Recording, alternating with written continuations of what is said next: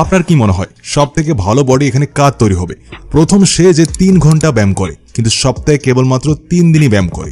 দ্বিতীয় ও যে 2 ঘন্টা ওয়ার্কআউট করে কিন্তু সে সপ্তাহে 5 দিন ওয়ার্কআউট করে। আর তৃতীয় সে কেবলমাত্র আধ ঘন্টা ওয়ার্কআউট করে কিন্তু সপ্তাহে 7 দিনই ব্যায়াম করে। এর মধ্যে থেকে কার সব থেকে ভালো বডি তৈরি হবে? তো আপনি জেনে অবাক হবেন যে এর উত্তর হলো নম্বর 3। যেই ব্যক্তি প্রতিদিন কেবলমাত্র 30 মিনিট ওয়ার্কআউট করে কিন্তু সপ্তাহে 7 দিনই ওয়ার্কআউট করে, সব থেকে ভালো বডি ওরই তৈরি হবে। এর কারণ হলো যে ও তার বডিকে ডেইলি বেসিসে শক দিচ্ছে, যেটার কারণে মাসলস গ্রোথ দ্রুতভাবে হচ্ছে। কিন্তু আপনাদের মধ্যে বেশিরভাগ লোক কি করে যে 2 থেকে 3 দিন ওয়ার্কআউট করে নিল, 4 দিন ওয়ার্কআউট করে নিল সপ্তাহে, আর ভাবে ওদের বডি তৈরি হয়ে যাবে। এইরকমই আপনি অনেক রকম ভুল করেন, যেটার কারণে আপনার মাসলস গ্রোথ হতে পারে না। অনেক লোক সব থেকে বড় একটা ভুল করে যে ও এখন বিগিনার আছে, এই ব্যায়াম করা শুরু করেছে আর শুরুতেই সোজা জিম জয়েন করে নেয়। কিন্তু আপনাদের এই কথার খেয়াল রাখতে হবে যে যদি আপনাদের বডির যে স্ট্রেংথ আছে ওটা যদি ঠিক না থাকে তো আপনার মাসলস গ্রোথ হতে পারবে না। এরই সাথে রিলেটেড আমাদের প্রথম টিপে আমরা আসি, যেটাকে আমরা বলি increase strength in body movements. Basic movements আমাদের কি কি হয়, যেমন আমরা হাঁটাচলা করি, আমরা কোথাও উঠবোস করি, এগুলিকে বলে বেসিক মুভমেন্টস।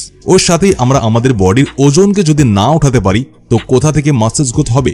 বডির ওজন আমরা কখন উঠাই? যখন আমরা পুল আপ করি। যদি আপনারা 10 থেকে 15টি পুল আপ না লাগাতে পারেন একবারে, এর মানে আপনার বডি অতটা স্ট্রং নয় যে আপনাদের মাসলস গ্রোথকে বাড়াতে পারবে। যদি আপনারা 20 থেকে 25টি পুশ আপ না লাগাতে পারেন একবারই, তো এর মানে এটা হলো যে আপনার বডিতে স্ট্রেংথ একদমই নেই। তো এখানে ওয়ার্কআউট করলেও তাও আপনার মাসলস গ্রোথ হতে পারবে না। এই জন্য সবসময় এই কথার খেয়াল রাখুন যে বেসিক বডি মুভমেন্টসকে প্রথমে স্ট্রং করুন। আপনি বেশির থেকে বেশি পুশ আপ লাগান, বেশির থেকে বেশি পুল আপ লাগান, বেশির থেকে বেশি স্কোয়াটস করুন, যেটাকে উঠবোস বলে এক কথায়। এটাকে করার চেষ্টা করুন। এটা যত করতে থাকবেন আপনার মাসলস গ্রোথ অতটাই হতে থাকবে, কারণ এটা আপনার টেস্টোস্টেরন লেভেলকে বাড়িয়ে দেয়। এরপরে গিয়ে আপনি জিমে হেভি ওয়েট ওয়ার্কআউট করুন, তখন আপনি দেখবেন আপনার মাসলস গ্রোথ তেজিভাবে হতে থাকবে। এরপরে আমরা কথা বলি আমাদের টিপ নাম্বার 2, ওটা হলো ইউজ লাইট ওয়েট।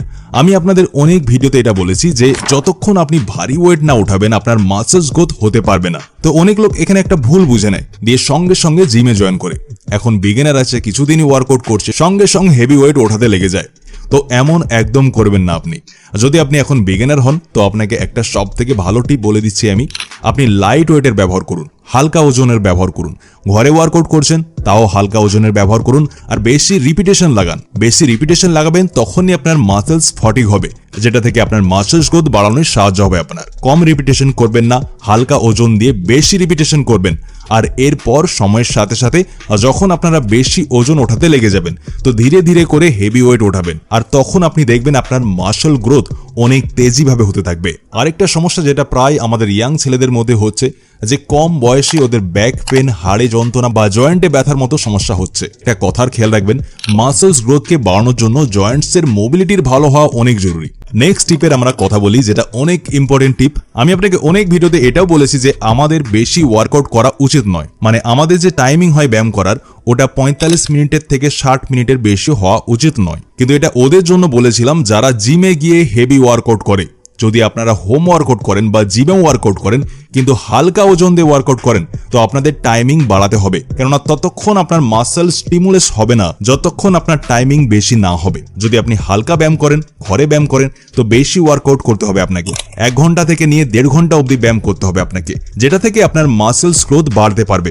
কেননা হালকা ওজন ব্যবহার করে বেশি ওয়ার্কআউট করলেই মাসলস ব্রেক হবে, আর যখন বডি ওটাকে রিপেয়ার করে তো আমাদের মাসলস গ্রোথ ওই হিসেবে বাড়তে থাকে। তো এই কথার খেয়াল রাখতে হবে, ওই হিসেবে আপনাকে কাজ করতে হবে। যেমনি ওয়ার্কআউট শেষ করবেন সবসময় খেয়াল রাখুন ওয়ার্কআউট শেষ করার পরে ডায়েটের ভালো হওয়া অনেক জরুরি। ব্যায়াম করা শেষ করে 10 থেকে 15 মিনিট পরে ডায়েট আপনারা হেভি নিন।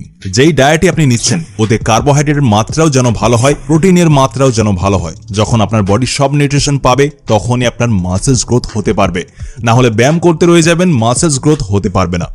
এরপর কথা বলি আমাদের নেক্সট টিপের, যে আপনাদের সবাইকে আমি একটা কথা বলেছিলাম, যদি আমরা ব্যায়াম করি তো আমাদের একটা ওয়ার্কআউট প্ল্যানকে ফলো করা জরুরি। সব থেকে ভালো যে ওয়ার্কআউট প্ল্যান হয় ফলো করার জন্য ওটাকে আমরা বলি পুশ পুল লেগ ওয়ার্কআউট। পুশ পুল লেগস ওয়ার্কআউটে অনেকবার বলেছি যে পুশ মাসলস ওই মাসলস হয় যেটাকে ধাক্কা লাগায়, পুল মাসলস খিঁচে টানার মাসলস হয়, আর লেগস মাসলস তো আপনারা জানেনই পায়ের মাসেলস হয়।